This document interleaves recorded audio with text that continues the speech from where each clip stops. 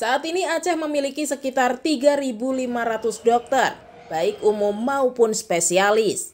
Sayangnya, dari jumlah tersebut, sebagian besar masih tersebar di kota-kota besar, seperti Banda Aceh, Pidi, Biren, Lok Semawe, dan Langsa.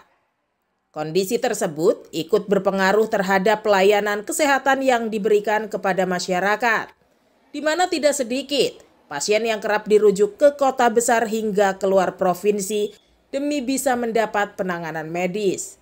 Hal itulah yang menurut Wakil Dekan 1 Fakultas Kedokteran Universitas Siah Kuala atau USK, Safrizal Rahman, yang ditemui di Banda Aceh pada 7 Februari, membuat Aceh memerlukan pemerataan dokter di setiap daerah. Mengingat di bumi serambi Mekah, ada 3 universitas yang memiliki fakultas kedokteran.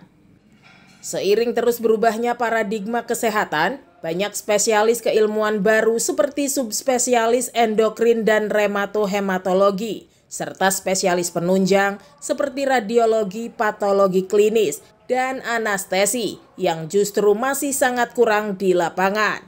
Hal itu membuat USK kini tengah mengembangkan jurusan-jurusan tersebut, serta meningkatkan daya tampung mahasiswa agar nantinya dapat melahirkan banyak dokter-dokter spesialis. Secara nasional, Kementerian Pendidikan dan Kementerian Kesehatan meminta agar kuota dari peserta didik juga ditingkatkan. Dan inilah yang sedang kita lakukan dalam upaya untuk mengejar ketertinggalan jumlah dokter di Indonesia dan pemerataan khususnya untuk Provinsi Aceh.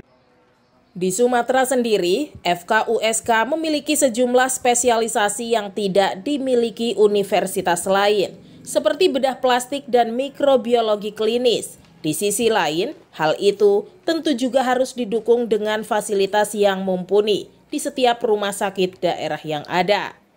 Dari Banda Aceh, Aprizal Rahman, Kantor Berita Antara, mewartakan.